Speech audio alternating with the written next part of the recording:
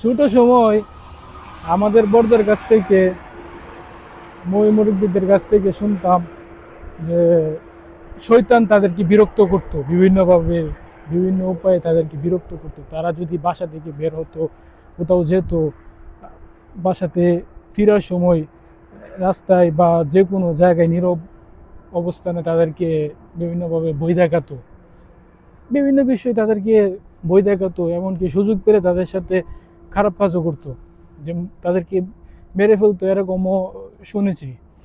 কিন্তু এখন তারা বলে যে বর্তমানে ওই ওই তুলনায় এখন আগের মতো শয়তান মানুষকে ডিস্টার্ব করে না, বিরক্ত করে না, শয়তান নাই বললেই চলে, এরকম বলে তারা।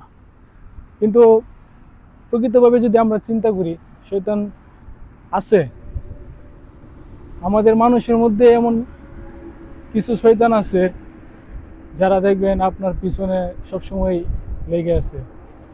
আপনি একটা ভালো কাজ করবেন, আপনি একটা ভালো কিছু করতে যাবেন, দেখবেন যে ওই ভালো কাজে সে দখলদারি করবে। তো আমাদের মধ্যে আসলে, আমরা মানুষ, আমাদের মধ্যে অহংকার বেশি।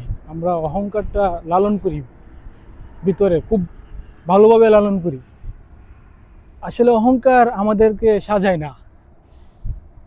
এই কায়নাতের মালিক আল্লাহ তাআলা, একমাত্র তিনি অহংকার করতে পারেন।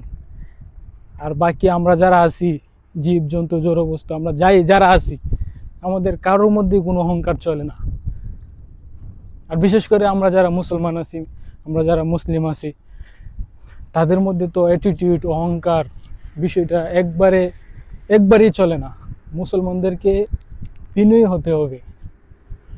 কে কি করতেছে, কে কি না করতেছে, কার ভালো হচ্ছে, আমরা এসব বিষয় নিয়ে কেন পড়ে থাকবো? আমরা মানুষের সাথে কেন লাগালাগি বাজাবাজি কেন করব?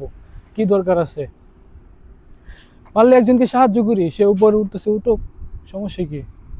সে ভালো কিছু করতেছে, ভালো কিছু করতে থাকুক, পারলে তারে সাহায্য করি। যদি সাহায্য না করতে পারি, চুপ থাকি, দেখি। কিন্তু আমার উদ্দেশ্য খারাপ হবে কেন? তার প্রতি আমার মনোভাব কেন খারাপ হবে? আমি আসলে কারো বিষয়ে তেমন কিছু উদ্দেশ্য করে কোনো কিছু বলতে চাচ্ছি না, বা বলতে চাইও না। কারণ আমি দোয়া করি সবাই সবার দিক থেকে আল্লাহ তাআলা সবাইকে হেদায়েত দান করুক, সবাইকে বুঝ দান করুক, এবং সবাই ভালোর দিকে ফিরে আসুক। কারণ এই দুনিয়া, ভাই,